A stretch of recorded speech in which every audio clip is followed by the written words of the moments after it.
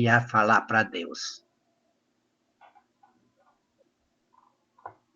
Eu penso que a gente pode pedir essa graça a Ele, né? A graça de nós sermos fortes, de nós sermos corajosos, e que a gente tenha a graça da perseverança, não é? Sendo fiel aos mandamentos do único Deus e Senhor nosso. Tá, Muito bem. mas tá. Beleza. Tá gravando. O que mais podemos dizer a ele?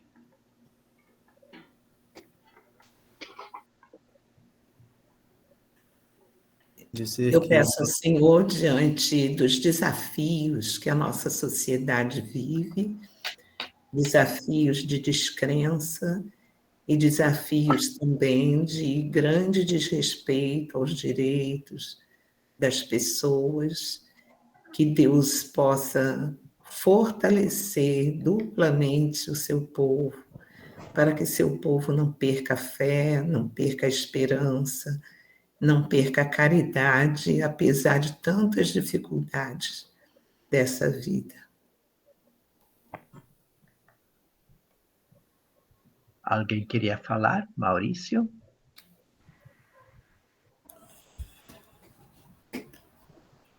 Que o nosso Deus é um Deus de amor, que mesmo nos momentos em que nós nos sentimos sozinhos, Ele está conosco. E Ele caminha conosco desde sempre. Quando o povo foi liberto da escravidão do Egito, foi Deus que o conduziu pelo deserto, foi Deus que o alimentou, foi Deus que matou a sede. E hoje não é diferente. Então a gente precisa ter a sensibilidade de que Deus ainda hoje, Ele continua caminhando conosco e que mesmo nos momentos difíceis, quando nós nos sentimos abandonados, é o momento em que Ele está mais perto de nós. Isso mesmo. Muito bem, que nos ajude já a entrar nesse clima de aprofundar um pouco mais essa questão, que vamos relacionar também, pois, com o Evangelho de Jesus, com o Novo Testamento, né, para ainda compreender melhor tudo isso. Temos mais um cantinho para concluir, Agar?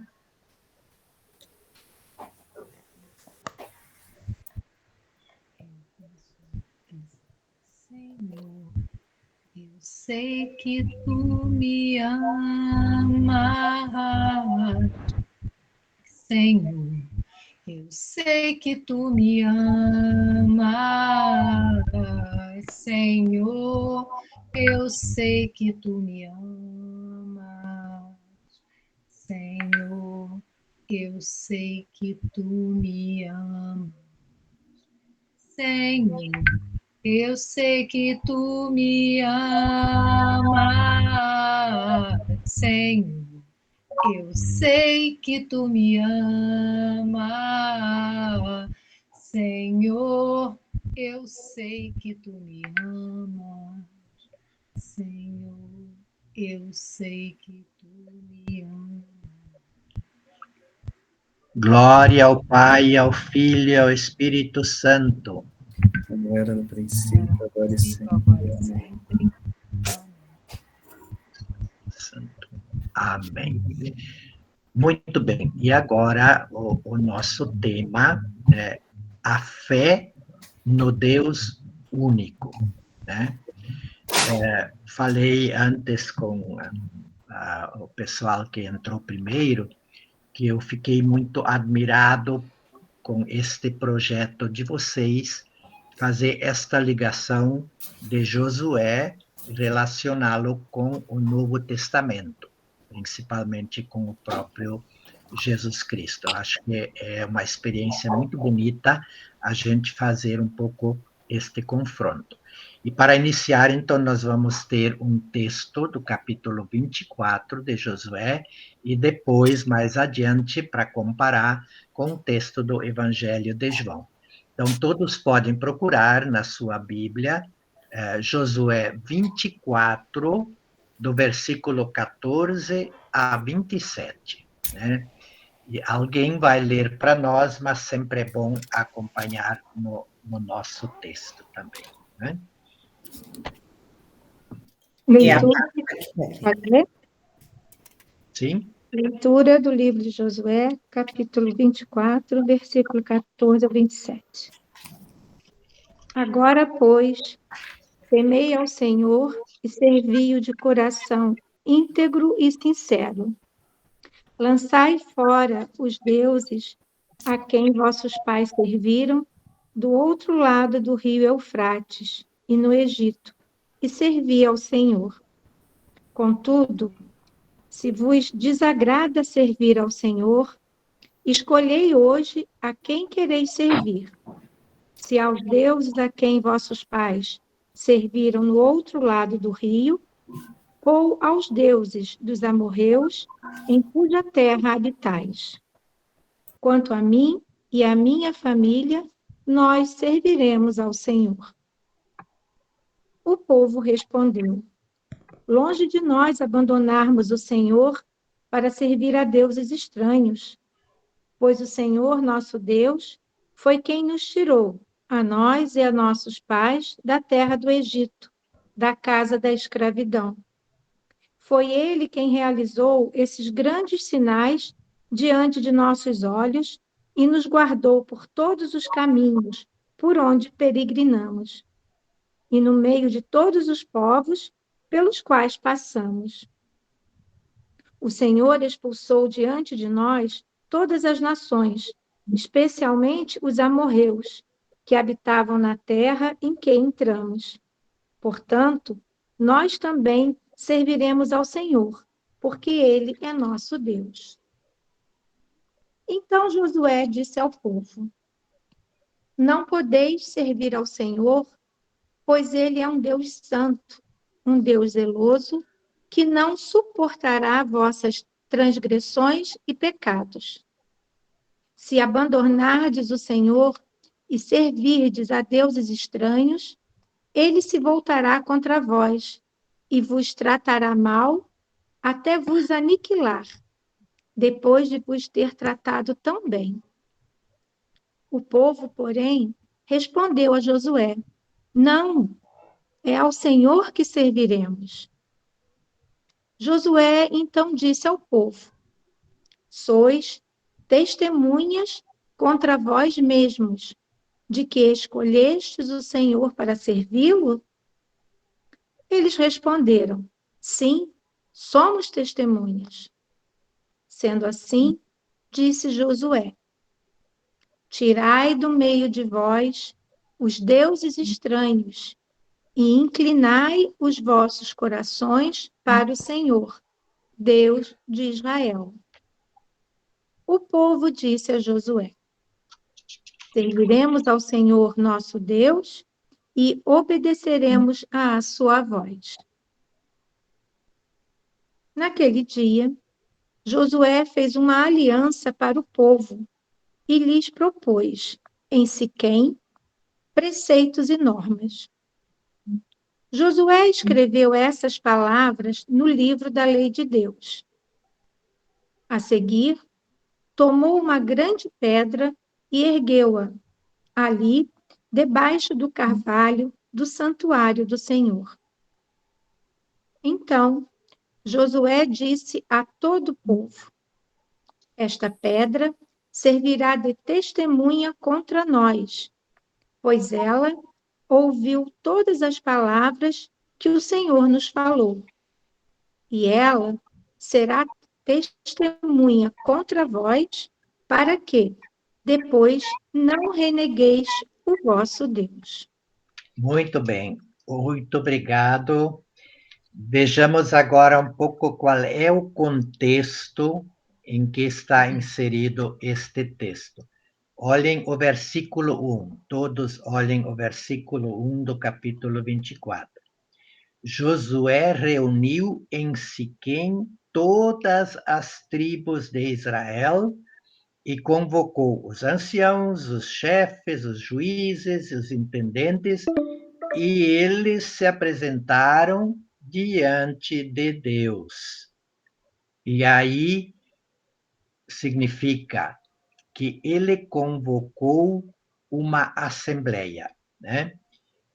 Este versículo diz que foi uma solene convocação de todos, uma grande assembleia do povo. Mas, ao longo do desenrolar, também fica claro que é uma assembleia litúrgica, não é qualquer assembleia. Vejam que, no fim, ele faz todo o ritual de aliança, aquela simbologia que vamos comentar depois.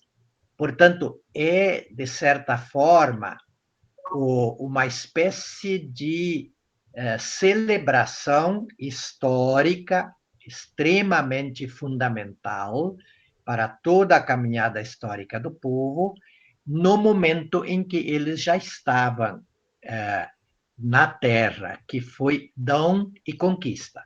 Dom de Deus e também conquista do próprio povo, né? As duas coisas importantes. Quando finalmente realizaram este grande objetivo, esta grande promessa de Deus, então precisa celebrar. E o início da celebração é fazer memória histórica. Seguintes versículos tratam primeiro de Abraão, dizendo que ele veio de um povo idólatra, no outro lado do Eufrates, onde toda a sua família, fala de Taré e Abraão, foram chamados, veja, eles é um chamado familiar ou pessoal, vamos dizer, para Abraão, né? Primeira coisa que Deus faz, né? Um chamado pessoal para parar, deixar fora da vida toda aquela, digamos assim, como é que dava para chamar, toda essa assembleia de deuses, porque os babilônios, naquela época, tinham muitas divindades, né? E divindades que eram usadas exatamente para oprimir, para usar contra o povo, ou seja, para explorar o povo, porque os reis faziam tudo a partir da justificativa de que são os deuses do céu que exigem isto na terra também. Então, Deus agora aparece e faz este convite para parar com esse tipo de crença, fé, para passar a fé do Deus único, né? Então, ele é o grande portador desta novidade muito grande no mundo, que até ali tudo era em termos de idolatria. E Abraão, ele vai colocando como ele também, então, junto com este chamado, recebe a promessa da descendência. Com isso, ele quer dizer, nós somos agora essa descendência. E depois ele fala também de Moisés, como ele conseguiu, com a ajuda deste Deus único, que mais uma vez se revela enquanto Moisés apacentava, né, as ovelhas do sogro, e se revela como alguém que viu, que conheceu, que viu a miséria do povo, a conheceu e desceu para tirá-los desta situação. Então, aquilo que Deus já havia revelado a Abraão, agora ele também revela, e de forma, digamos, mais concreta ainda, para Moisés. Então, ele fala um pouquinho do deserto e depois mostra, então, que eles, passando por dificuldades e tudo, onde de novo o povo caiu, às vezes, em idolatria, lembram bem do bezerro de ouro que construíram e tal, mas que chegaram até ali, e aí que ele, quando ele então completa essa memória histórica, aí começa o nosso texto, onde ele diz assim, então, né? Agora, tendo escutado isso e tendo passado por toda a experiência que fizemos, né? Agora, então, é a hora de temer o Senhor e servi-lo de coração íntegro e sincero. Temer este único Senhor, com coração íntegro e sincero. Lançai fora os deuses a quem vossos pais serviram do outro lado do rio Eufrates e no Egito, e servi o Senhor. Isto significa que, mesmo passado por todo este processo, eles ainda não tinham lançado fora todos esses ídolos. Por que ele precisa pedir, nesse momento, que eles lancem fora os ídolos? Né? Então, é uma situação que faz questionar um pouco mais este aprendizado todo, percebendo tão claramente que Deus estava guiando e tudo, mas também ajuda a nós a entender como é arraigado dentro deles, naquela cultura, essa ideia de muitos deuses. Como isto estava muito fundo, muito arraigado, né? Então, não era fácil. Eles continuaram carregando alguns deusezinhos consigo e se encantaram com alguns deuses que eles encontraram entre os amorreus e os outros povos que estavam habitando ali, né? Sempre essa tentação, uma tentação constante. Isso é impressionante. Por isso ele agora vai ser bastante duro, exigente, né? Ele diz assim: contudo, se vos desagrada servir ao Senhor, se querem continuar com esses ídolos, escolhei hoje a quem quereis servir. Tem que ter uma opção clara, né? Se aos deuses a quem vossos pais serviram no outro lado do rio, que é o Eufrates, no tempo de Abraão, ou aos deuses dos amorreus, onde vocês ainda estão, onde estamos misturado nesse momento. Quer dizer, tanto a experiência histórica desses ídolos, como o que ainda continua acontecendo no momento que eles estão celebrando isso. É algo impressionante isso, né? E aí ele diz assim: quanto a mim e a minha família, nós serviremos o Senhor. Ou seja, ele assume, né, que ele tem esta opção firme, não abre mão disso. E quando é traduzido, quanto a mim, a minha família, o original é casa, não é família. Se alguém tem a tradução casa, essa é a mais correta, porque não se trata da família dele, sua esposa e seus filhos, não. Se trata da casa de Efraim. Ele era da tribo de Efraim. Então, quanto a mim e a minha tribo, nós já optamos claramente. Nós serviremos somente o Senhor. E aí, claro, o povo respondeu: longe de nós abandonarmos o Senhor para servir a deuses estranhos. Aí ficaram muito, assim, digamos que é isso? Você está nos desafiando de um jeito, mas nós nem pensar nisso e tal. Mas ele sabia porque estava desafiando, porque lá mesmo onde eles estavam na Assembleia, tinha algum ídolozinho, alguma imagenzinha ainda no meio deles, porque isso de novo depois, né? Padre, eles...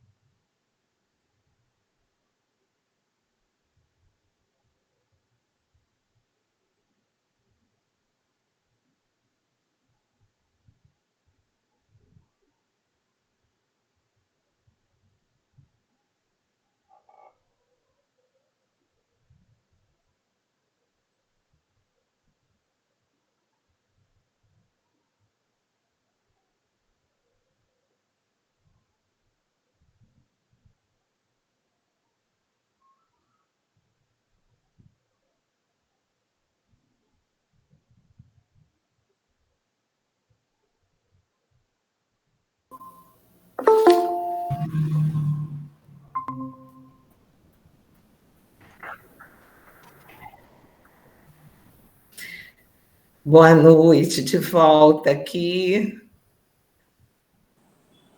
Eu queria avisar vocês que está sendo gravada essa reunião, tá? Aí, se alguém quiser depois compartilhar com seus grupos, a gente está gravando, tá bom?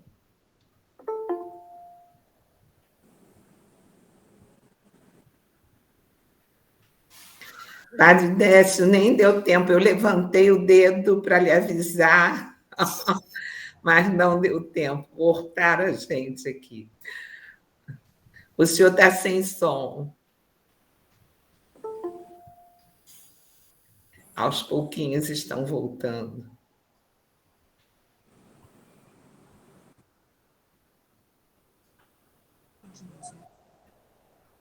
Voltou, São? Somos 18. Estão me escutando bem? Estamos sim, graças Então a Deus. agora está tudo correto. O som tinha caído junto, né? Na verdade, o Meet, durante a pandemia, permitiu Isso. ficar sem limite, mas agora Sim. ele impõe esse limite, né? Eu estou acostumado, no nosso regional também acontece o mesmo. Logo percebi que era isso, né? Isso. E, Padre Décio, só para lembrar o senhor, a gente pediu permissão para o senhor estar sendo gravado, tá bom? Não, tranquilo, sem problema, tá? Uhum.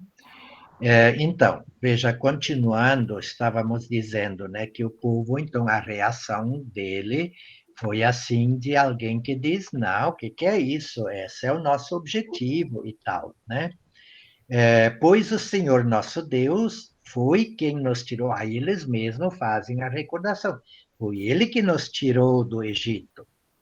Lembrem que dos que saíram do Egito, tinha muito poucos, Josué e mais um ou outro, porque todos os que saíram do Egito morreram durante a caminhada do deserto. Então, quem está agora ali são os filhos deles. Mas eles assumem isso. Nós e nossos pais participamos do mesmo projeto e o resultado está aí. Nós recebemos de Deus e ajudamos a conquistar esta terra. Então, como poderíamos ser agora, digamos assim, ingratos para Ele? Foi Ele quem realizou esses grandes sinais diante de nossos olhos. Nos guardou por todos os caminhos por onde peregrinamos, né? E no meio de todos os povos pelos quais passamos, estava Ele aí. O Senhor expulsou diante de nós todas as nações, especialmente os amorreus que habitavam na terra em que entramos. Portanto, nós também serviremos ao Senhor. Mas veja só, Josué conhecia bem o coração deles, né? Então Josué disse ao povo: não podeis servir o Senhor, pois ele é um Deus santo. Olha que susto que ele dá nele.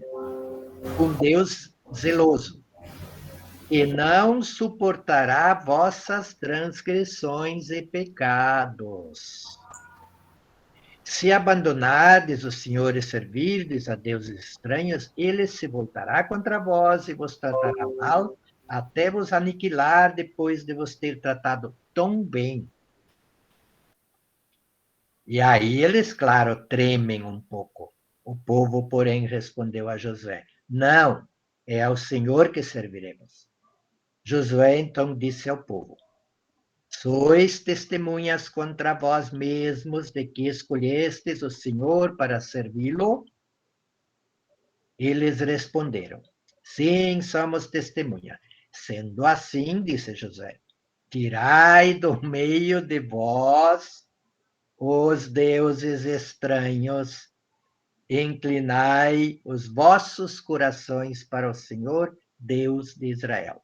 O povo disse a Josué: serviremos ao Senhor nosso Deus e obedeceremos a sua voz. Estão vendo? Ali, de novo, ele tem que dizer, então joguem fora aquelas coisinhas que vocês estão trazendo nas bolsas das mulheres, nos bolsos dos homens, ou pendurados, ou com essa coisa na pele, como é que chama? Tatuados na pele e tal. Tira fora, então. Provem agora que vocês realmente vão ficar no projeto do Deus único, não nesses outros projetos. Ali está o grande ponto do Deus único ou de muitos deuses. Por quê? O culto a um determinado Deus, ele tem implícito toda uma visão de mundo, toda uma compreensão das coisas, a compreensão do próprio homem, ser humano, tudo isso está implícito, né? Por isso, a questão dos ídolos é tão séria e tão difícil ao mesmo tempo. Porque, veja, tem projetos muito mais interessantes entre os ídolos. Só para dizer, por exemplo, havia, nesse momento, religiões cananeias que tinham nas suas cerimônias culto de fertilidade. Então, as liturgias eram feitas através vamos dizer assim, erótica, através de, como é que chamavam isso, de sagrado, relação sagrada, ou sexo sagrado, ou coisa assim, mas eram coisas prazerosas que ali se praticavam. Então, claro que muitos tinham atrativos por esse tipo de religião, porque ofereciam esse tipo de coisas. Pois outro Deus que era muito também, que sempre voltava de novo, era o Deus Baal. Baal era o quê? Baal, na cabeça deles, na mitologia, era um touro, por isso fizeram aquele touro no deserto, um touro cósmico, que, para fertilizar as terras, largava o seu esperma, que era a chuva, né? Então, este também é um projeto muito atraente, porque é um Deus que providencia o necessário para ter boa produção de alimentos e tudo mais. Então, veja, não é assim que a gente pode dizer, mas que eles tinham na cabeça? Não. É que tinham coisas atraentes nestes outros jeitos de cultuar um Deus. Não era simplesmente uma troca qualquer, né? Então, por isso, ele tem que insistir várias vezes. Agora, o mais interessante que ele coloca esta relação com os deuses, ou Deus, usando o termo servir. Servir. Cada vez ele fala, eu e minha família serviremos, quer dizer, eu e minha casa serviremos, vocês vão servir, não sei. O verbo servir, conjugado de diversas formas. Olhem quantas vezes aparece desde o versículo 14 até o versículo 24, 10 versículos. Quantas vezes aparece o verbo servir? Qualquer das conjugações. Servir, serviremos, servir, coisa assim, né? Dá uma olhada rapidinha, vamos ver quem acerta quantas vezes está ali esse verbo.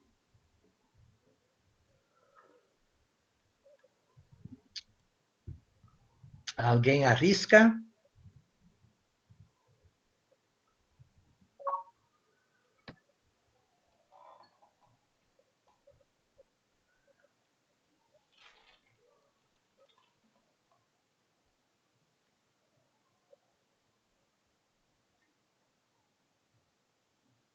Palpite, vamos lá. Acho que umas 10 ou 12. Mais. Mas, nossa. 14 vezes, gente.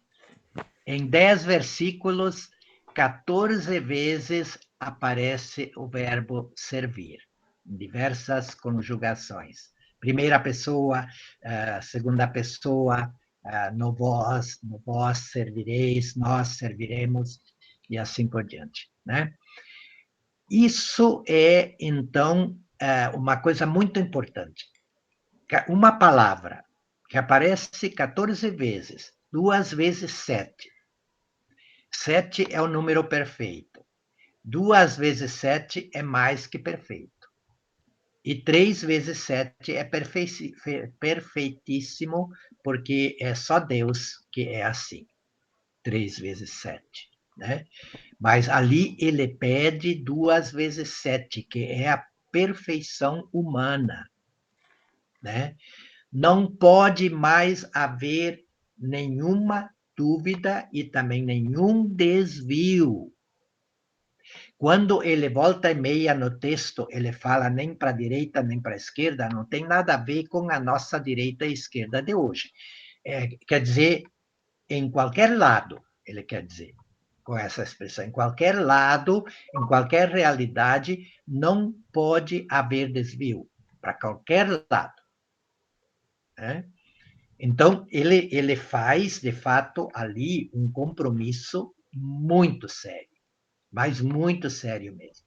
E veja como ele conclui esse compromisso. Naquele dia, Josué fez uma aliança para o povo e lhes propôs, em Siquém, preceitos, normas.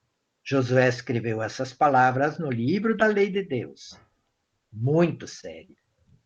A seguir, tomou uma grande pedra e ergueu ali, debaixo do carvalho do santuário do Senhor. Então Josué disse a todo o povo: esta pedra servirá de testemunha contra nós, pois ela ouviu todas as palavras que o Senhor nos falou. E ela será testemunha contra vós, para que depois não renegueis o vosso Deus. Né? Então, se de fato o projeto é seguir um Deus único, então ele tem esses desdobramentos, né? Então você precisa também estar atento e colocar em prática o que este projeto exige para se tornar realidade. Jesus depois chamou na nova aliança, ele chamou este projeto de reino de Deus, né? Então, agora nós vamos justamente passar para lá, para completar e ver como é bonita essa ligação, para nós entendermos agora melhor o que Jesus fala depois, o que Paulo e os outros discípulos e apóstolos depois propagam pelo mundo, que é justamente esse foco em um Deus e o seu projeto de vida. E que bonito que é uma pedra, olha que símbolo mais lindo, uma pedra que vai testemunhar. Olha, ali está bem presente a simbologia litúrgica, né? Colocar uma pedra como testemunho, porque ela escutou essas palavras, ali não está escrito nessa pedra. Lembra que Moisés recebeu por escrito em pedras da lei. Nessa pedra não está escrito, mas ela escutou. É uma imagem muito bonita. A pedra escutou e ela vai gritar. Como é que Jesus diz depois? Se calarem os profetas, as pedras gritarão. Essa é uma das que vai gritar. Essa daí. Então, a renovação da aliança está feita. Aquela que tinha sido também celebrada com Moisés, agora o Josué, não substituto de Moisés, não poderia morrer sem também renovar essa aliança. É a mesma, mas agora renovada dentro de um novo contexto, né? Com um compromisso muito sério, mais sério ainda, porque agora Deus já realizou as promessas daquela outra aliança. Deus foi fiel. E vocês, olha ali, vocês ficam beliscando em uma coisinha ali, em uma outra lá, que é mais prazerosa, em uma coisa que dá mais dinheiro, porque o Deus Baal é o Deus, no fundo, é o Deus do dinheiro, porque ele largando, né, a fecundidade, ele fecunda a terra e isso produz, então, bens materiais e tudo isso. Quer dizer, os que correm naquele tempo e hoje atrás dessas coisas são também idólatras hoje. Nós não temos que ter medo de chamar com o nome certo, mas depois vamos ver isso ainda melhor como isto hoje acontece. Então, por favor, agora acho que Maurício vai proclamar o texto do Evangelho de João, capítulo 17, versículo 1 a 11. Todos podem abrir. O Senhor esteja convosco. Ele está no meio de nós. Proclamação do Evangelho de nosso Senhor Jesus Cristo, segundo São João. Glória a vós, Senhor. Assim falou Jesus, e erguendo os olhos ao céu, disse: Pai, chegou a hora, glorifica teu Filho, para que teu Filho te glorifique, e que pelo poder que lhe deste sobre toda a carne, ele lhe dê vida eterna a todos os que lhe deste. Ora, a vida eterna é esta, que eles te conheçam, a ti, o único Deus verdadeiro, e aquele que enviaste, Jesus Cristo. Eu te glorifiquei na terra, concluí a obra que me encarregaste de realizar. E agora glorifica-me, Pai, junto de ti, com a glória que eu tinha junto de ti, antes que o mundo existisse. Manifestei o teu nome aos homens que do mundo me deste. Eram teus e o deste a mim, e eles guardaram a tua palavra.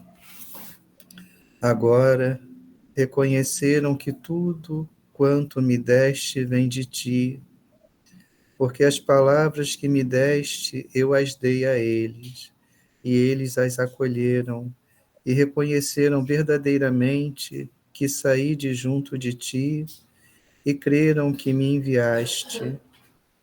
Por eles eu rogo, não rogo pelo mundo, mas pelos que me deste, porque são teus. E tudo o que é meu é teu, e tudo o que é teu é meu, e neles sou glorificado. Já não estou no mundo, mas eles permanecem no mundo, e eu volto a ti. Pai Santo, guarda-os em teu nome que me deste, para que sejam um como nós. Palavra da salvação. Glória a vós. Glória a vós. Senhor. Assim. Muito bem, obrigado, Maurício. Veja, é uma ligação assim muito direta, né? Jesus confirmando de novo, dizendo o único Deus verdadeiro, né?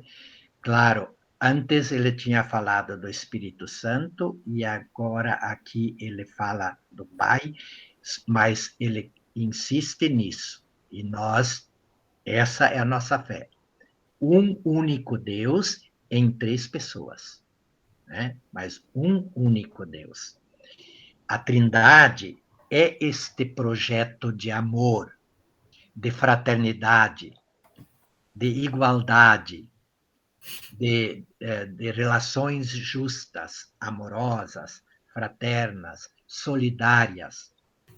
É o único Deus neste projeto, né? A Trindade forma entre as três pessoas o sinal profundo deste único projeto.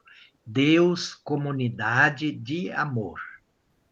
Quer dizer, dali brota para nós toda esta espiritualidade também de fidelidade a este projeto de amor que acabamos, então, vivendo em todos os nossos relacionamentos. Somos chamados a viver em todos os nossos relacionamentos, que devem também, então, ser fraternos, amorosos, fratelli tutti. Papa Francisco chama muita atenção a isso, né? E ele tem que se estender a toda a criação. Laudato Si. Né? Porque é tudo feito, ele diz, estive contigo antes da criação. Quer dizer, ajudou a criar tudo isso. Tudo é relacionado. Tudo encontra sua meta final nesta proposta do reino de Deus, que tem a Trindade Santa como o grande ícone e que apresenta para nós concretamente o único Deus. Agora veja, então a gente pode assim dizer, mas então hoje também não temos muita preocupação, não tem mais tantos ídolos, e então as pessoas não seguem outros ídolos e tal, e aí a gente vive numa ilusão tão grande, porque a idolatria hoje supera longe a idolatria daquele tempo. Atenção, não é só idolatria na sociedade. É idolatria também na Igreja de Jesus Cristo. Também na Igreja de Jesus Cristo. A idolatria do poder, gente. A idolatria do poder, ela pega muita gente em nossa igreja. Muita gente. Por que Papa Francisco está lutando tanto contra o clericalismo? Tanto contra o clericalismo. Está abrindo tantos ministérios laicais, leigos, para superar aos poucos isso. Idolatria, gente. Clericalismo é idolatria do poder, né? Pois outros dois grandes ídolos que temos na nossa sociedade, quando nós falamos consumismo, o ídolo não é consumismo, o ídolo é o mercado que produz o consumismo, mas é um grande ídolo, porque é um ídolo fascinante, Olhem para a Amazon, só olhar o catálogo da Amazon, vocês já ficam encantados. Quanta coisa linda que ali se apresenta. E eu caio na tentação, eu tenho que comprar, eu tenho que, né? Porque imagina toda essa beleza, nós estamos vivendo num mundo tão difícil, feio e tal. Então, ao menos na minha casa, eu tenho que ter mais beleza, roupas mais bonitas e tudo.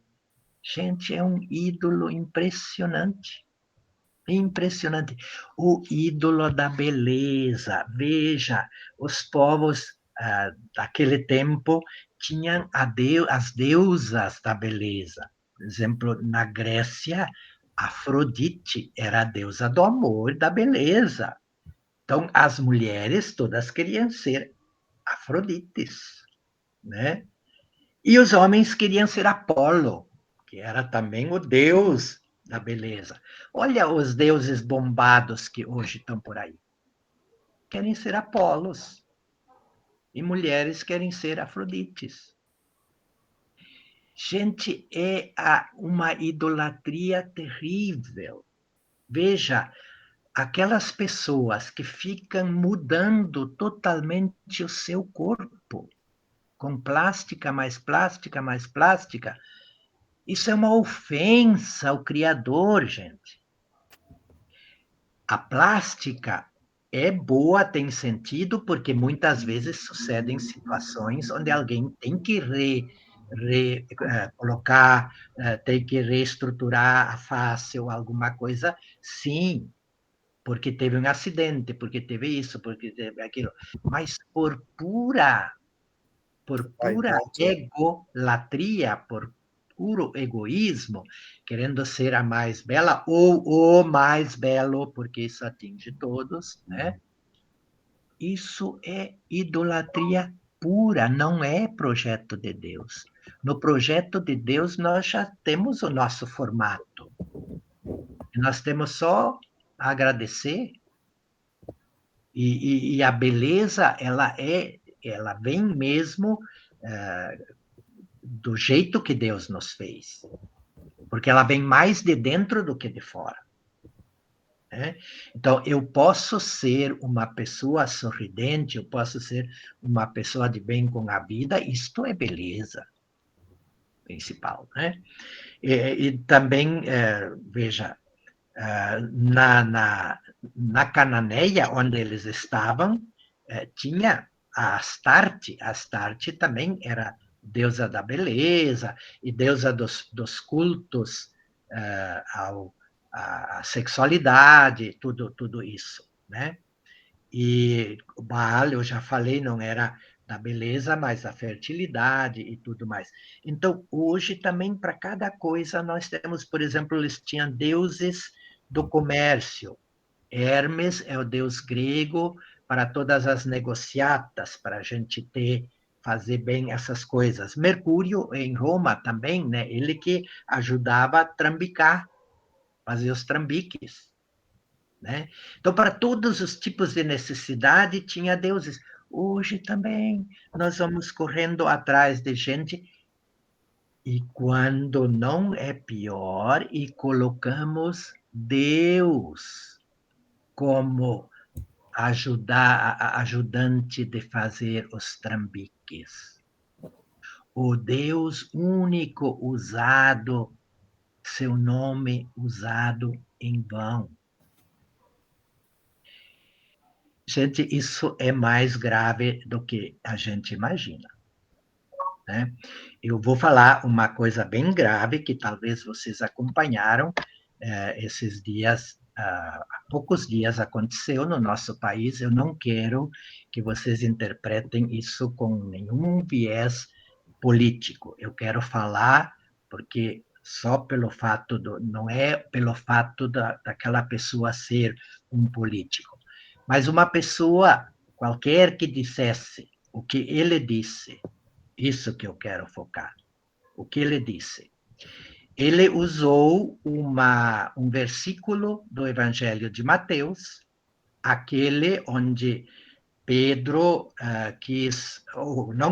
cortou a orelha do Malco, aquele soldado romano, né?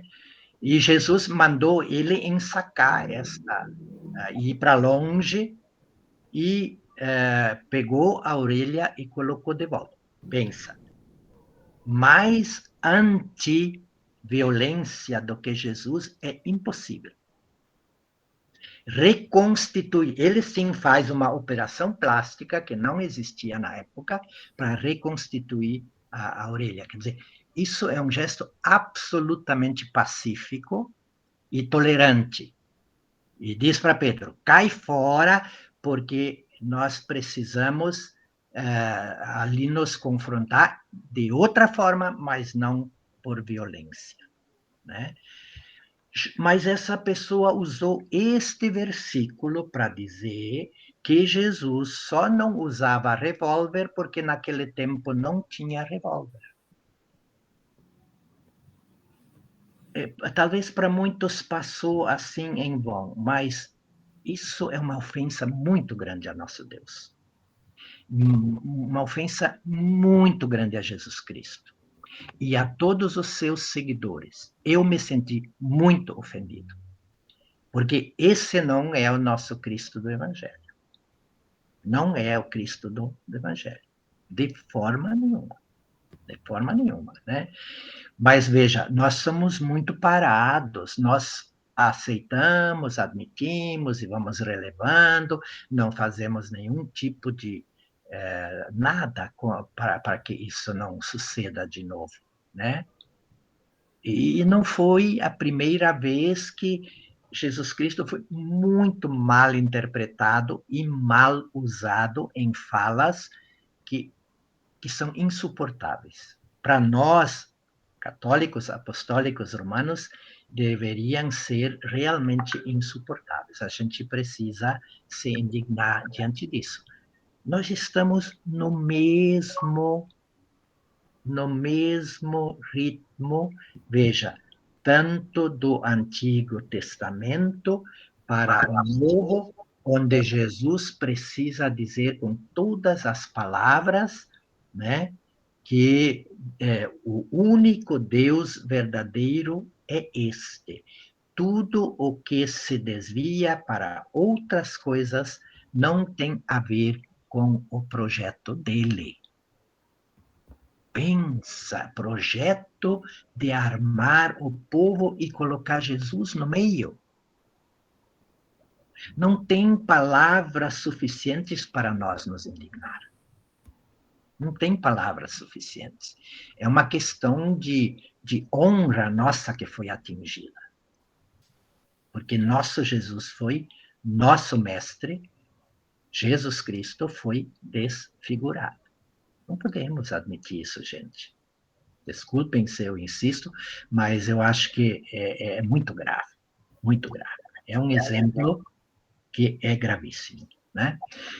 Então, veja, depois, quando Paulo e os outros foram pregando, eles, a partir destas colocações de Jesus, insistindo sempre no Deus único, e agregando ele e o Espírito Santo como Trindade Santa, mas um único Deus, também nas cartas e em Atos aparece muita coisa. Por acaso, esses dias entrou um novo livro na CNBB que se chama Que é o Homem? É um documento da Comissão, da Pontifícia Comissão Bíblica, oficial, portanto, do Vaticano, que trata muito essas questões de como na Bíblia aparece o ser humano, homem e mulher, né? Só que usa do Salmo 8, o que é o homem, como título, né? Mas se relaciona à humanidade. E ali ele diz uma coisa muito interessante sobre Paulo. Diz assim: em uma página muito conhecida da Carta aos Romanos, relacionada à impiedade e à injustiça dos homens, Paulo vê a raiz da degradação moral na distorção da relação com Deus, por meio da qual, em vez da adesão ao verdadeiro Senhor, adere-se a entidades miseráveis e ilusórias. Miseráveis e ilusórias, ele chama isso. Pensa. Dizendo-se sábios, tornaram-se tolos e trocaram a glória de Deus, do Deus incorruptível, pela aparência da imagem de um ser humano corruptível, às vezes até de pássaros, quadrúpedes e répteis, e também muitas vezes são adorados como deuses, como foram por muito tempo, né? A adoração de realidades mundanas não assume em nossos dias a forma de idolatria cultural. Isso não elimina o fato de que o abandono do verdadeiro Deus, apresentado justamente, determine a sujeição a princípios e diretivas de maneira injusta. Aliás, ele diz assim, diretivas de mentira e injustiça, não maneira. A falta do respeito a Deus conduz, segundo Paulo, a uma confusão em perceber o significado, inclusive, do corpo humano, com o desencadear-se de paixões indecorosas. E toda a sociedade é invadida pela desordem, violência, rebelião e impiedade. Carta aos Romanos, capítulo 1, de 22 a 31. Romanos 1, 22 a 31. Ali está o que ele sintetiza aqui, né? Então, muito duro este documento em relação a isso. E o que ele fala, ele está acontecendo dia por dia em nossa sociedade. Onde está a raiz do problema? Não estamos focados mais no único Deus verdadeiro. Não, quando eu falo assim, não estou dizendo que todo mundo está desfocado, não. Mas, no geral, a sociedade está desfocada. Agora, reações. Eu quero saber comentários, perguntas, dúvidas, e vamos conversar. Já falei demais, não queria falar tanto. Que isso, é muito bom ouvir o senhor, e como a gente vai, conforme o senhor foi falando, a gente vai verificando, né, que essa idolatria, ela está dentro da nossa casa, está dentro da nossa família, está dentro da nossa, né, só para ilustrar, eu fui levar meu sobrinho para ver o filme aí dos Minions, né, e foi uma tristeza, não recomendo para ninguém, né? Ainda vou publicar isso, porque meus alunos precisam ver. Eles usam a imagem de uma freira para ser um dos inimigos, um dos vilões. Nossa. E a arma que a freira usa para atacar os outros é a cruz. Então, é um desrespeito... Muito grande. Um desrespeito, assim, né? A cruz de Nosso Senhor Jesus Cristo, assim, gravíssimo. Claro. Então, quando eu cheguei em casa, a primeira coisa que eu comentei, né? Falei, gostou do filme? Não, claro que não, é porque é um desrespeito muito grande mesmo. E sutil, né? Bota isso em forma de desenho, de animação. Isso. De coisa engraçada. E as crianças já bebem desde pequenas. Desse veneno, né? Mas, Padre Décio, quando o senhor fala, né, da importância do católico, né, de nós não nos calarmos sobre a nossa fé no Deus único e verdadeiro. E hoje existe todo esse movimento, né, de liberdade religiosa, porque você me ofende. Agora mesmo, Átila Nunes, aqui no Rio de Janeiro, tem um projeto que é proibido incomodar as pessoas falando de Deus. Que vai ser um incômodo você falar de Deus para as outras pessoas, vai ser um assédio, vai ser um incômodo, vai ser... Um assédio religioso. Como é que a gente pode, né, diante toda essa onda, né, de liberdade religiosa, até por meios institucionais, e a gente continuar propagando e respeitando os outros, mas propagando? Como é que o senhor vê isso? É sempre bastante delicado esta nossa relação com essas diversas manifestações, né? Mas ali nós precisamos trabalhar muito com o testemunho, né, nosso, e ajudar as pessoas a entender, porque, veja, sempre existe esta ideia, não, mas Deus é o mesmo, seja o que eles forem, mas Deus é o mesmo. Não, isso é um engano. Isso é um engano. Quer dizer, existe um único Deus verdadeiro que é para todos, sim. Agora, a forma de nós tratarmos com este Deus, não sobre ele, mas a forma como nos relacionarmos com ele, tem formas muito diferentes. Muito diferentes. Qual é a minha postura? É respeitar, sim, eles não tiveram, digamos, uma fundamentação diferente e tal, tudo bem, respeito, mas não ficar colocando panos quentes e dizer, não, mas Deus é o mesmo. Não, não. Do jeito como se relacionam com Deus, tem algumas ali, isso dizem até igrejas ou seitas, né, que não tem a mesma forma de se relacionar com o Deus único e verdadeiro como nós, né?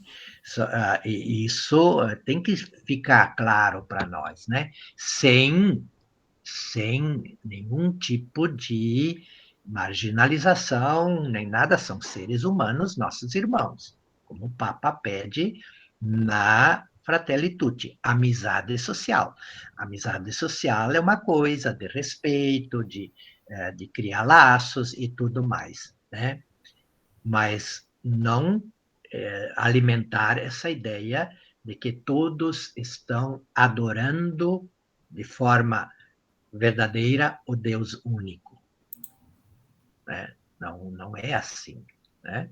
Então, o Papa estabelece muito bem, não podemos concordar com todas essas formas, mas tratá-los, sim, como irmãos entre nós, amigos. Por isso ele fala amizade social, né? Nunca ser intolerantes, nunca ser agressivos, nem nada disso.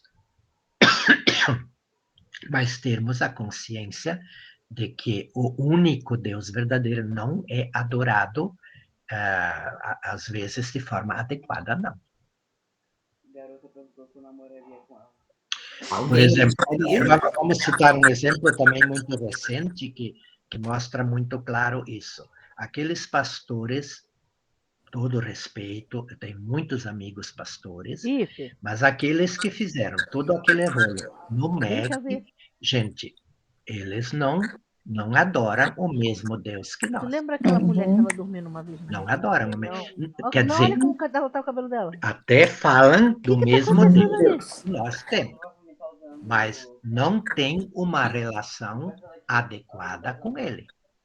Porque, veja, nosso Deus alguma vez propôs em sua palavra, né, que a grande coisa do homem é se apossar, se apropriar de coisas públicas. Em parte nenhuma você vai encontrar isso. Parte nenhuma. Mas é para a instituição religiosa. Pior ainda. Pior, claro, pior, porque daí fica mais evidente que tem um outro Deus ali no meio, né? Às vezes, né, Padre Zé, até mesmo dentro do nosso convívio, né, dentro das nossas comunidades, infelizmente a gente vê outras pessoas que têm um outro... Fechou. A gente vê outras pessoas, né, que a gente sabe que frequentam até centros espíritas, né, e por aí afora vai. Outro dia, conversando com uma pessoa, a pessoa me chamou de radical. Eu falei, não, acho que não é questão de ser radical, não é? Eu acho que é questão de que Deus é Deus é o Deus único, não é? Sim. Agora, isso que você está passando para mim, isso não é a fé católica, não é? Então a gente precisa, eu acho que ter isso muito claro, assim, para a gente poder defender realmente, né, aquilo que a gente acredita, porque a doutrina, né, o magistério da igreja é uma coisa, então a gente tem que falar baseado nisso, não em outras coisas, não é por aí. Veja, a doutrina, perfeito, ela colabora, mas vai bem na raiz, a palavra de Deus. Né? A palavra de Deus. A doutrina está feita em cima da palavra de Deus e ainda reforça, mas pede para olharem na raiz, que é a palavra de Deus, que aí estão muito claras as coisas, né? Como vimos agora, né? Sim? Padre, Olha só. Maria Sueli, fala. Não, eu fico observando.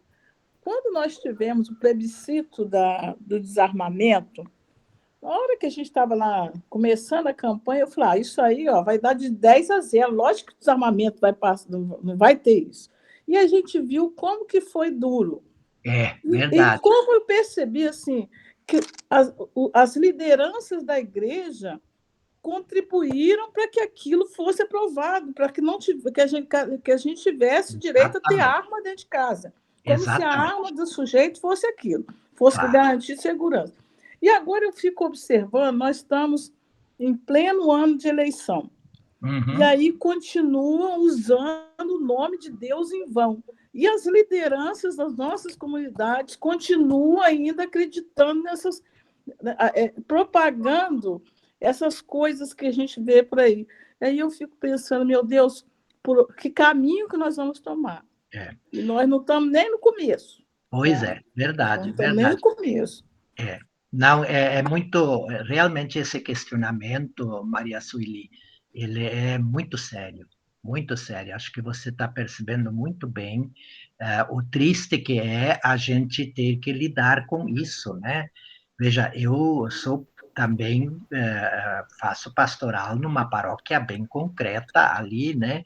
Além desse trabalho de assessoria, mas tenho o pé no chão dentro de comunidades que faço questão de ter isso. Não quero ser alguém assim que só fora, mas também pé no chão. Eu faço isso. E nesse pé no chão, eu vejo com meus olhos, apalpo com minhas mãos, que muitos queridos irmãos, que são líderes e tudo, têm uma cegueira impressionante diante da situação, né? Algo é um fenômeno misterioso, inexplicável, que tomou um pouco a mente e o coração de muitas pessoas, assim que não enxerga mais claramente, né? E vai na onda, e vai se tornando aos poucos, pasmem, mas nós estamos indo numa direção de uma nova seita, e uma seita muito perigosa. E seita é fanatismo. O típico da seita é fanatismo. E essa seita vai ter gente de todas as nossas igrejas, né? Onde vai dar isso é uma coisa muito preocupante. Muito preocupante. Posso Ali fazer é uma uma questão de seita mesmo. Posso fazer uma pergunta? Sim, sim. Deixa eu perguntar uma coisa, nada com uma coisa nem outra, mas É a Lana? a gente está falando... Lana, isso? Isso. Deixa eu lhe perguntar. Eu acho assim, não sei, a minha preocupação maior como mãe, como pessoa que trabalha em igreja, é o desrespeito que há, do modo geral, por tudo em relação ao Cristo. Por exemplo, eu trabalhei na jornada e o pessoal pegava crucifixo e enfiava no ânus. Aqui no Meu Deus, que horror! Que horror! Pois é. Agora, por exemplo, o especial de Natal foi Jesus gay, tendo um caso com o demônio que era gay, com Nossa Senhora prostituta. Eu não sou nada contra nada, mas eu acho assim que isso me dói. Não é um pastor que me dói, não é nada que me dói. Porque eu sei que sou cristã, eu acredito na nossa igreja, mas enquanto alguém estiver levando Deus para mim, pelo menos está levando Deus. Agora, hoje em dia, ninguém mais leva Deus. As pessoas estão fazendo os jovens desacreditar de uma forma que eles estão achando tudo normal, que eles estão achando normal.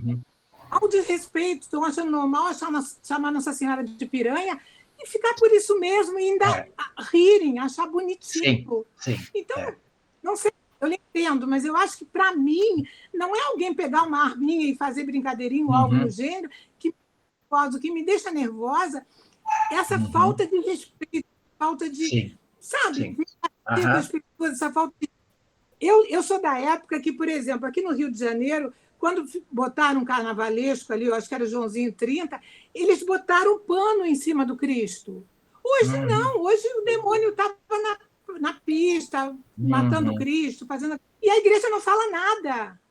Uhum. Nós católicos Então, Lana, que bom que você levanta essas questões. Está cortando um pouco o teu fone, mas que bom que levanta, porque, veja, aí você me dá a chance de dizer uma coisa muito, assim, forte agora, né? O respeito a Deus, veja, nós sempre tivemos muito presente um dos dons do Espírito Santo. Qual é o último que é relatado? Temor de Deus. Temor de Deus não é ter medo de Deus, de forma alguma, mas é ter esse respeito profundo, profundíssimo às coisas de Deus e ao próprio Deus, né? Esse temor de Deus, ele acabou. Ele acabou, e com ele acabou, de fato, tudo isso que você está falando. Então, parece que tudo vale e tudo é bonito, tudo pode usar, tudo não sei o quê, né? Esse temor de Deus faz ainda coisas piores. Faz muitos nesta sociedade se achar mais que Deus. Isso é o desrespeito total e absoluto. Passamos todos os limites. Se acham deuses, esses bombados e essas não sei o quê, que rodopiam por aí como umas deusas e uns deuses e tal, né? Mas em todas as instâncias, nós temos gente que simplesmente desconhece a existência de Deus e eles se tomam o lugar dele. Né? Mas este grande desrespeito a Deus, que é mundial, não é só brasileiro, estamos vivendo um momento muito triste nesse sentido, mas ele é mais geral. Esse desrespeito a Deus gera esta arrogância, e o que vai destruir a humanidade é a arrogância. A arrogância é a coisa mais destruidora que tem. Porque, para começar, você é maior que todos. E para seguir adiante, você fica parecido com Deus e daqui a pouco você é mais que Deus. E hoje temos muitos recursos que podem dar esses poderes mais ainda do que em outras épocas, sabe? Então, nesse sentido, eu não quero ser pessimista, mas se nós não recuperarmos muito urgentemente, de novo, o temor de Deus, o profundo respeito a tudo que diz respeito ao Deus único, à Trindade Santa, nós vamos viver dias muito amargos. Muito amargos. Padre Décio, Sim. Isso, tudo que o senhor está falando, que eu estou ouvindo aqui, eu acho que passa exatamente pela nossa missão de catequese. Muito bem, isso mesmo. Eu acho que é através dessa catequese de forma geral. Ótimo, ótima sua colocação. Porque é uma missão, a igreja vive assim, sendo combatida, né, irmãos? Sim, a igreja vive sendo tentada colocar ela abaixo, mas é impossível colocar abaixo aquilo que Deus fez. O Antigo Testamento e o Novo Testamento que a gente leu hoje deixam assim, bem claro a força que a gente tem que ter no nosso Deus, e que é ele que nos sustenta. Então, a missão é nossa agora. Sim. A missão é nossa. Sabe por que eu gostei, Estela, do que você está falando?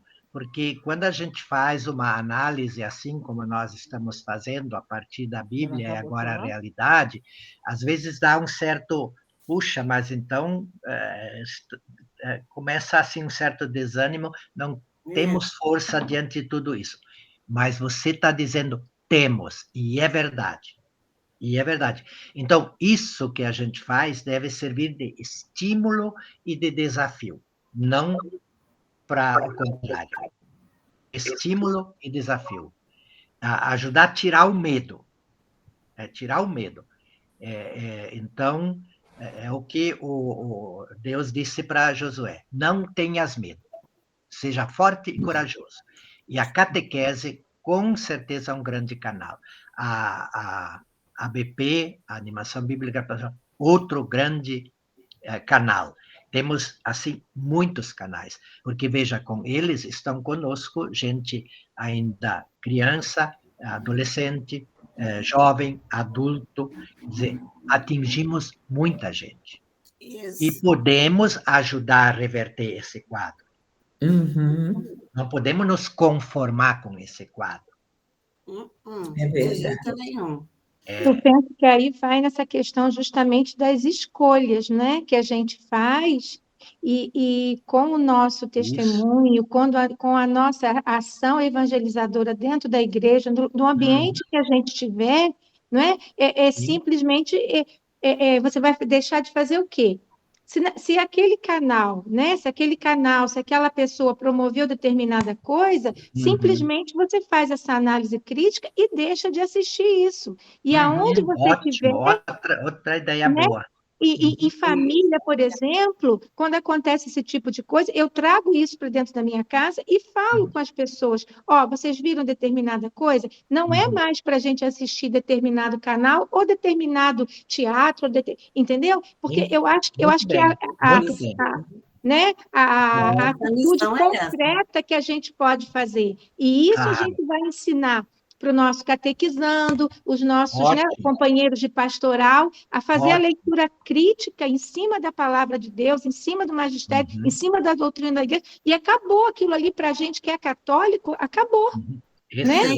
E Marta, eu acho assim, tem que ser realmente uma correção fraterna, uma correção de amor, de carinho, porque a gente não consegue nada à força. Eu acho que Deus nos inspira para isso, e uma catequese realmente forte, uma catequese que realmente atinja as pessoas, não da boca para fora ou só dando conteúdo, é uma catequese de amor, como o Papa Francisco está sempre pedindo para a gente, né? Para a gente tentar, né, padre? Ser esses sinais, né, Estela?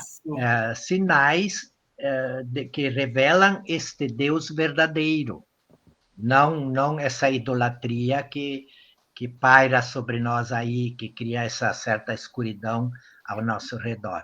Nosso Deus verdadeiro é luz, vai abrindo caminhos de luz, e nós somos luzes que refletem esta grande luz. Essa imagem é muito bonita. Quer dizer, a grande luz é Ele, né? É a Trindade. Nós refletimos pessoalmente e comunitariamente, né, essa luz para o mundo, né? Então, por mais trágica que seja, às vezes, as situações, essa é a grande esperança, que a luz vença as trevas. Amém. E ela é destinada a isso. A luz é para vencer as trevas. Basta olhar todas as manhãs, né? Ela sempre vence. E assim também. A grande luz, que é o Deus verdadeiro e único, ele também está cada vez mais luminoso no meio da escuridão. Né? E aí a gente vê, né, padre, o quanto que a animação bíblica também se coloca fundamental nesse momento. Sim. Porque se a idolatria corre-se o risco de estar presente dentro das nossas pastorais, dentro da nossa própria igreja, se nós não pregarmos a palavra de Deus, não nos voltarmos para ela, porque ela é a única que não passa, né? A nossa palavra passa, mas a palavra de Deus não passa. Então, se as nossas pastorais estiverem fazendo muitas coisas, né? Muitos projetos, muitas atividades, mas não estão semeando a palavra de Deus dentro do coração, essa idolatria que já está dentro da igreja, ela só tende a crescer, né? Sim. É mais um estímulo para a gente continuar. Muito bem colocado. Ver se as nossas pastorais compreendem que é pelo poder da palavra de Deus na consciência das pessoas, né? Semeando essa palavra na consciência, e vai fazer, né, com que... Olha, o Meet vai cortar a gente de novo, mas eu já botei outro lá, gente. Eu vi aqui. Aí eu queria só, antes dele cortar, me fazer uma pergunta, padre. A ABP, ela tem 3 eixos, né? Certo. O do conhecimento, da oração.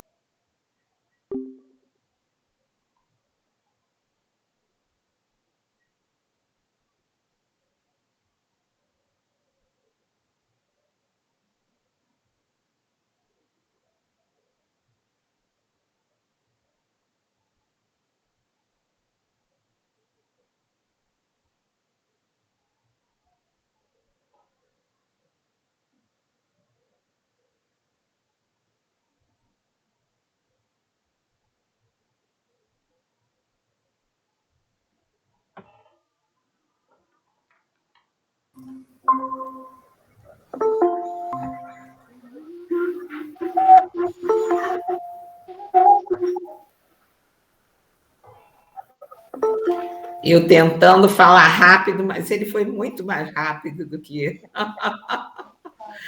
Ai. Aí, padre, deixa, enquanto o pessoal vai entrando, deixa eu lhe fazer a pergunta. A ABP tem 3 eixos, né, que são o do conhecimento, da oração e do anúncio. Aí uma outra preocupação que vem assim na minha cabeça, né? Quanto maior o conhecimento, quanto mais a gente se aprofunda no conhecimento, o risco que ocorre da gente complicar o anúncio, principalmente para os mais simples, né? Eu vou lhe dar um exemplo concreto. Eu assisti recentemente um estudo sobre o livro de Josué, porque esse ano, né, são vários estudos do livro de Josué que estão por aí.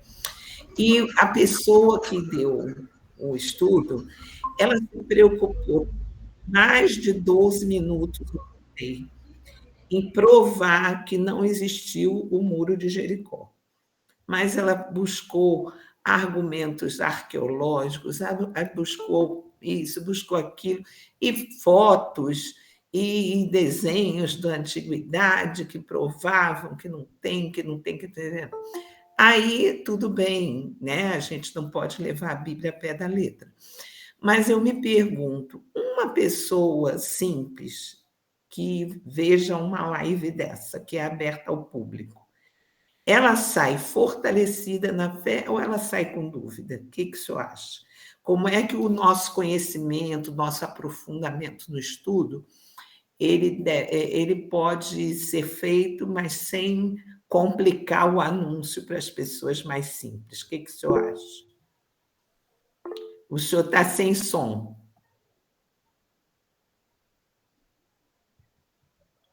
Você colocou muito bem. Voltou? Estão escutando? Sim? Colocou muito bem, Bárbara, a questão. Isso é uma questão bem séria para nós, entende? Né? Nós temos esta oportunidade de ter acesso a uma série de coisas, vamos dizer assim, científicas e tal, né?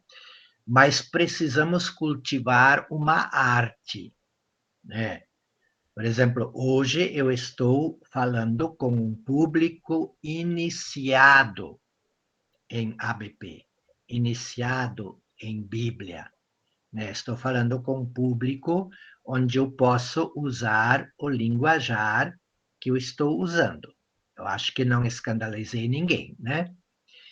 Mas eu tenho que ter a consciência que se este mesmo tema me for apresentado para trabalhar com o povo das comunidades, né?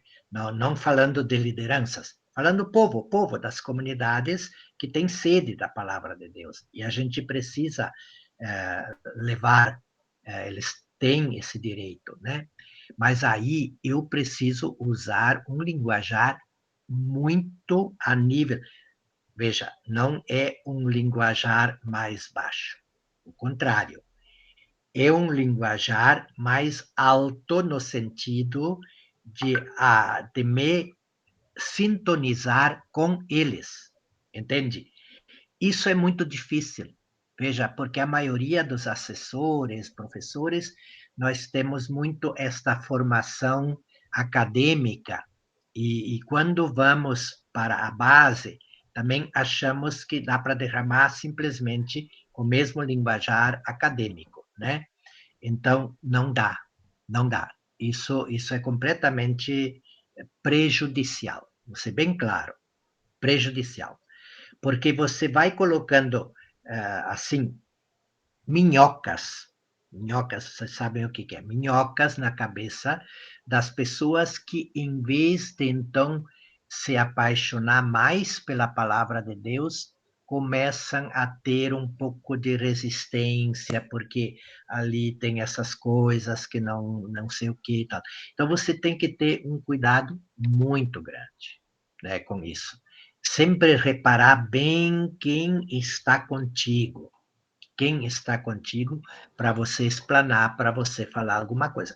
O anúncio tem que ter este cuidado muito grande, né?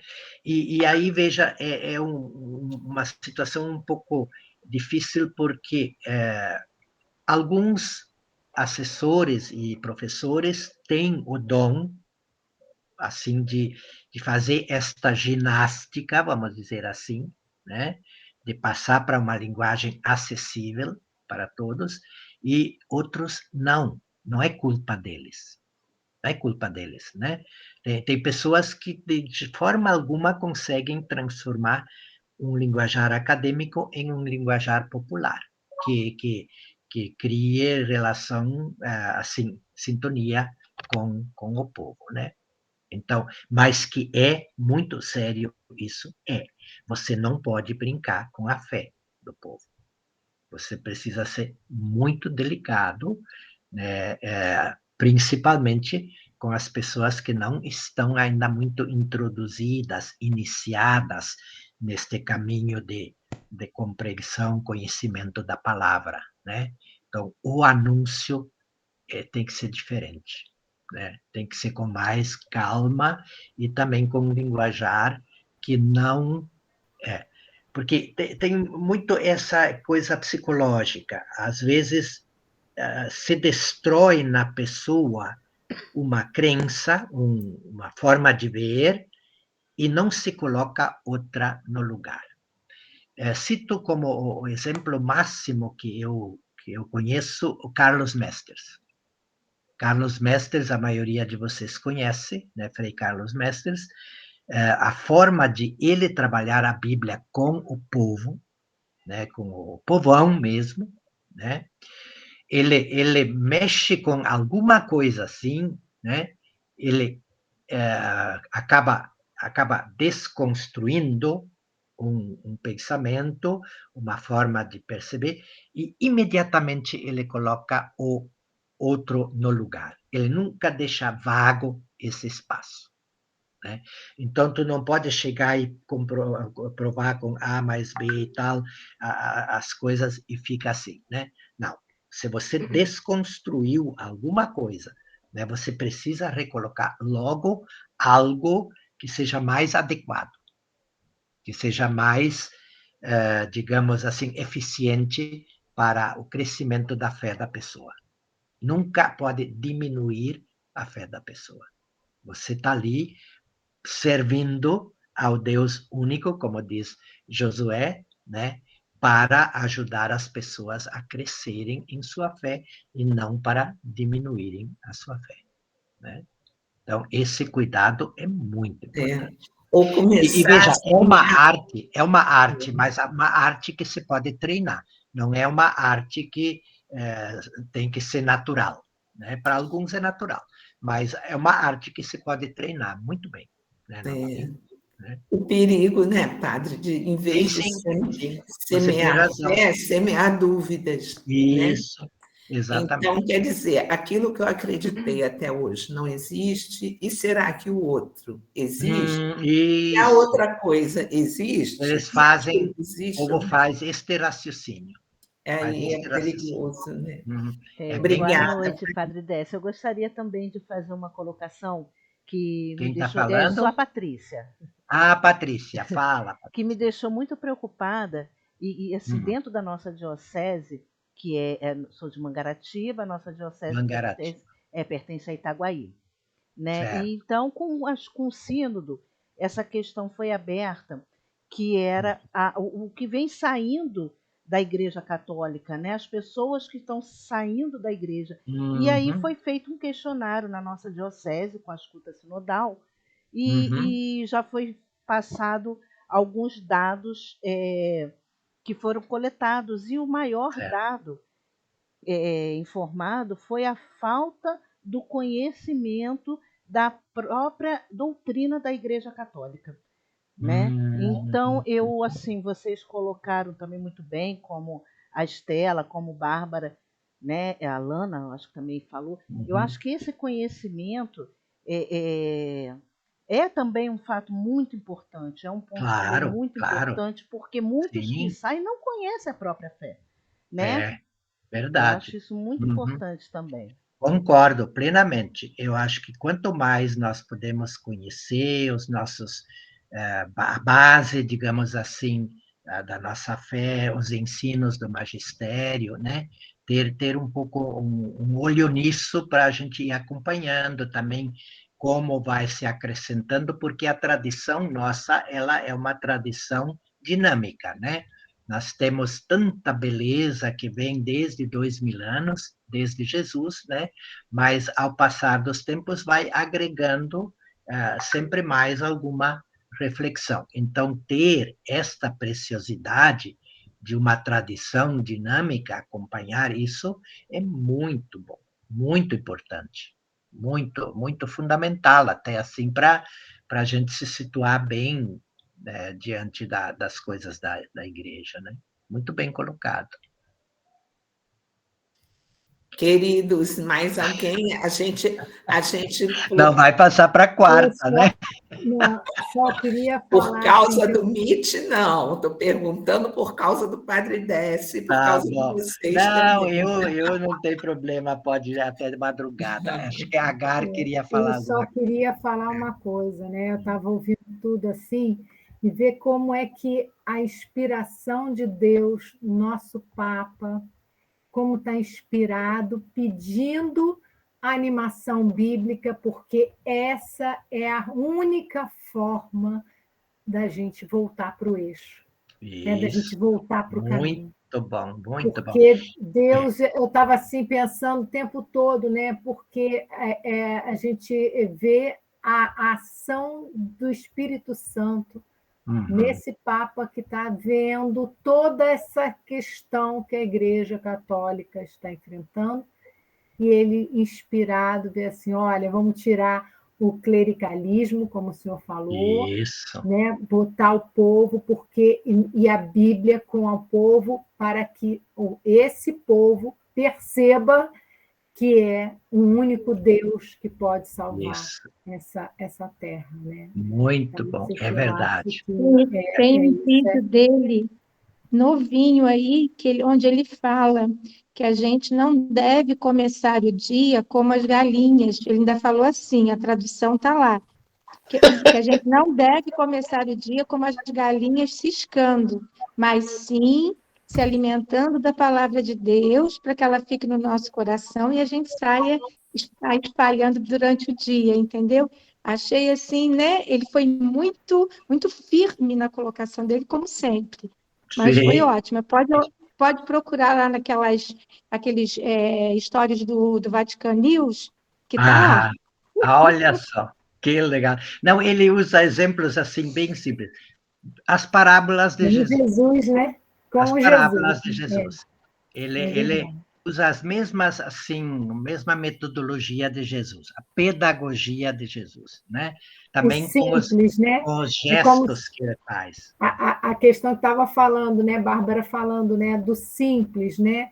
De falar para o simples, falar com o simples. Isso. Ali está o exemplo máximo que nós temos de alguém que ocupa uma posição dessas e sabe falar para todas as pessoas entenderem. as mais simples. E olha que maravilha, eu já ouvi agora muitos que são de igrejas evangélicas dizer assim: nós também gostamos deste Papa, de vocês. O Papa é nosso, mas eles gostam. Que impressionante isso, né? Porque eles veem que ele é de Deus, né? Isso se vê palpavelmente, né? É um homem de Deus. E um homem que Deus é simples. E ele também é simples. Ele fala para todos entenderem os seus gestos, as suas palavras, as suas parábolas, as suas metáforas. Uma metáfora fantástica que ele fez esses dias, né? Não sei se vocês viram. Foram os bispos da Sicília, com padres da Sicília, ter um encontro com ele, né? E aí, claro, série de assuntos para tratar, mas no final ele diz: eu queria dizer ainda uma coisa. Eu ouvi dizer, eu não sei como vocês fazem as celebrações na Sicília, mas eu ouvi dizer que vocês ainda usam muitas rendas nos seus paramentos. Ele disse: a renda, eu acho que deve ser por saudade da vovó. Então, de vez em quando, lembrar da vovó não tem problema, mas sempre não. Normalmente, a gente tem que trabalhar com a mãe igreja. A mãe igreja, ela não tem tempo para muita renda. Isso correu o mundo todo. E eu achei fantástico, sabe? Fantástico, porque isso demonstra uma igreja um pouco, né? Não comparando com a vovó, mas antiga, né? Quer dizer, é uma coisa que busca lá no passado e tal, e coisa assim. E ele, de forma de brincadeira, ele disse toda a verdade. Né? As rendas certamente são saudade da vovó, claro que a gente tem, mas de vez em quando diz. Até para chamar atenção, né? Mas o normal é a gente cuidar bem da igreja, da mãe, né? Da mãe igreja, que não tem mais essa coisa de se preocupar muito com. E aí ele disse: temos que celebrar para a mãe do jeito que a mãe hoje é. Ou seja, como foi transformada a liturgia a partir do Vaticano II, ele quis dizer. Não mais essas coisas anteriores. Então, se a gente pegar as parábolas, as metáforas dele, a gente tem uma sabedoria incrível, incrível. E é incrível também essa facilidade que a gente tem de se apegar, às vezes, ao formalismo antigo. Isso. Mas isso não se apega não se apega ao que os antigos eram fiéis.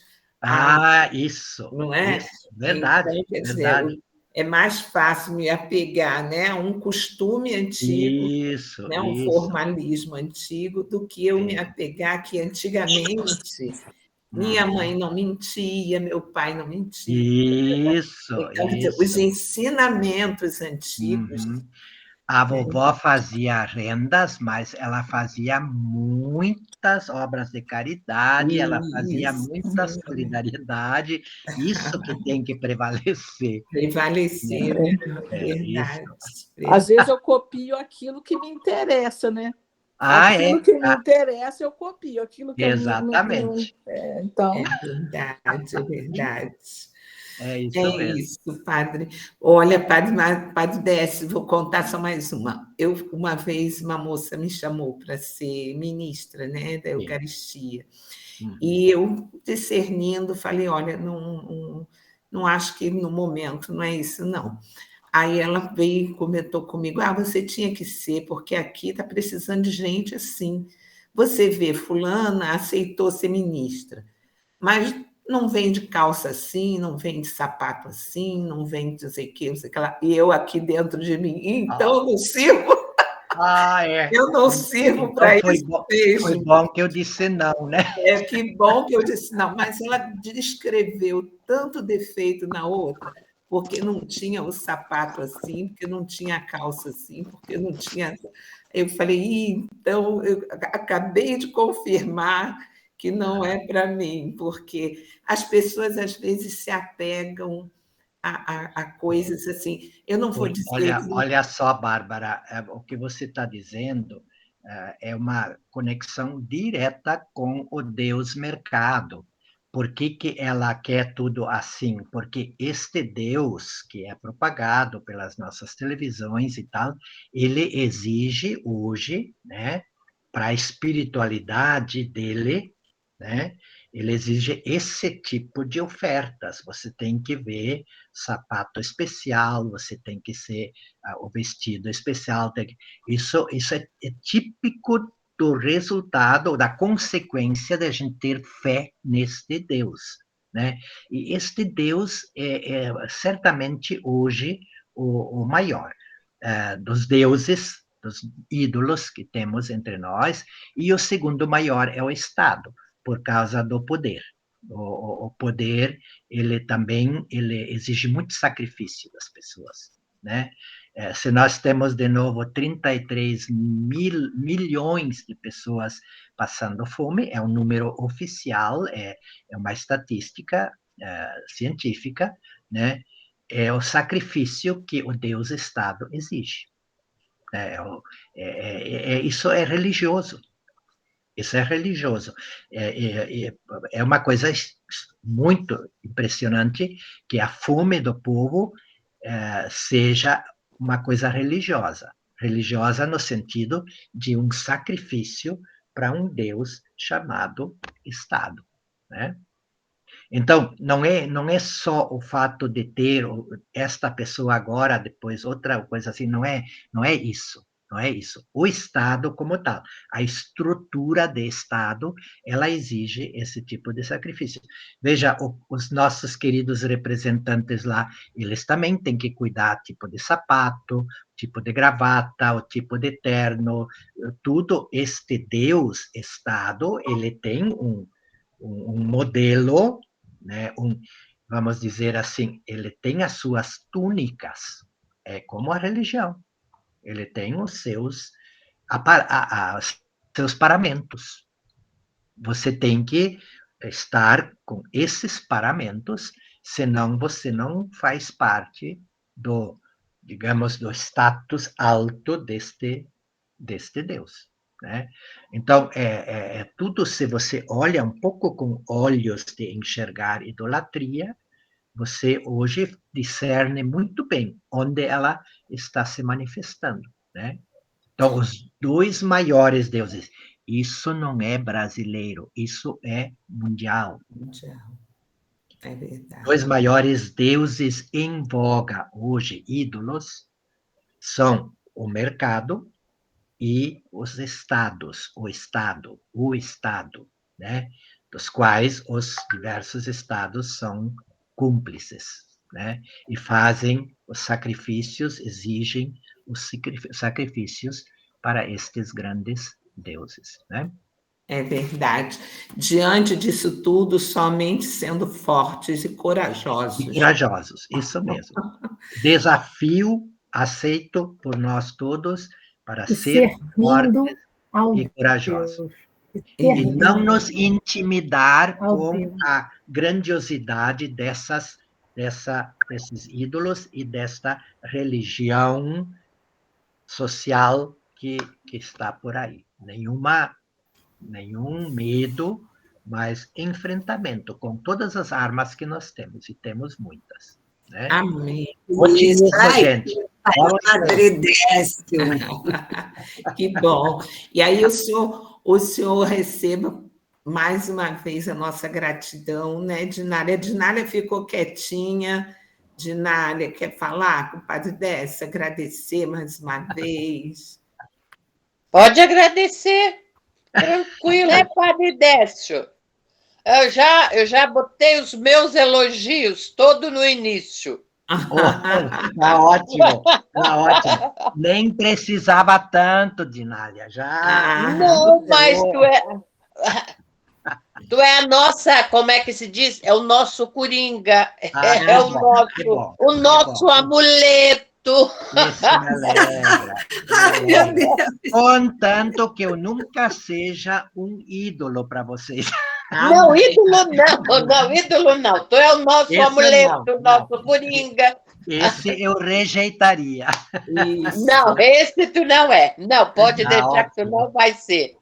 Mas que tu é o nosso ídolo, nosso coringa. Padre Décio, socorre-nos. Vem, Padre Décio. Lembra do desenho da vovó que eu gritava? Socorro, vovó? Esse é o Padre Décio. Socorro, Padre Décio.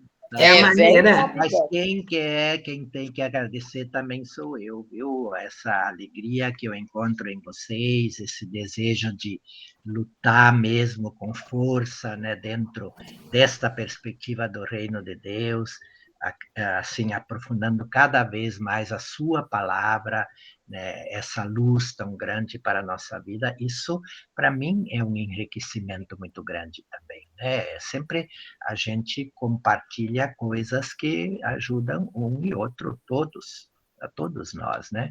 Eu agradeço muito isso também, né? Foi uma noite maravilhosa para mim. Marta está colocando aqui também nos comentários, Marta, Eliane, colocando nos comentários aqui...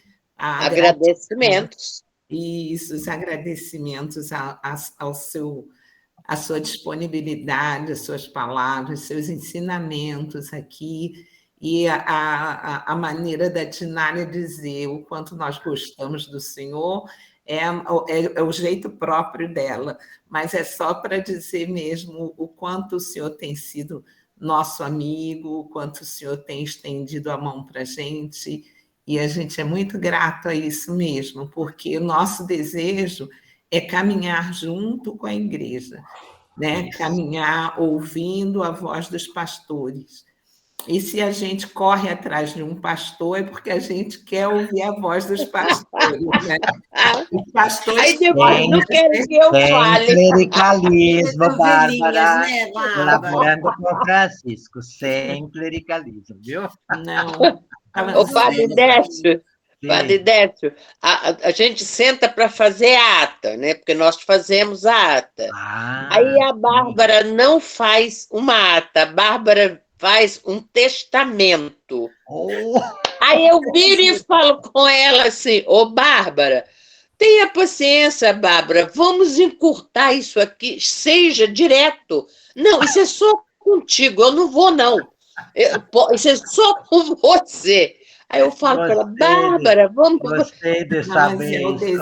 O desejo que a gente tem de prestar contas, né, do que está sendo falado. Nós temos. Né, o que está sendo feito, o que está sendo falado, a gente quer prestar contas porque nós queremos caminhar junto aí, junto com a igreja, junto com vocês, tá bom? E sempre que o senhor tiver um conselho, uma orientação para nos dar, nós vamos ficar muito gratas, tá bom? Tranquilos. Muito gratas mesmo. E pedimos que o senhor faça uma oração por nós, agora pedindo a Deus aí para sermos fortes, corajosos, animados. Muito bem. Então, concluindo esta nossa conversação tão bonita, queremos pedir ao Senhor que esta beleza que brota em nós quando olhamos a sua palavra seja a principal força que vai nos mover também para sermos enfrentadores animados e corajosos diante de todos os desafios que este momento da história nos apresenta. E por isso pedimos a vossa bênção. O Senhor esteja convosco. Ele está no meio de nós. Abençoe-nos, ó Deus Todo-Poderoso, o Pai, o Filho e o Espírito Santo. Amém. Amém. Fiquemos em paz e que o Senhor nos acompanhe. Graças a Deus. Foi um prazer. Vamos começar? Padre Décio, acho que a gente pode... nós podemos reiniciar de novo a reunião, a live. Vai começar agora a live.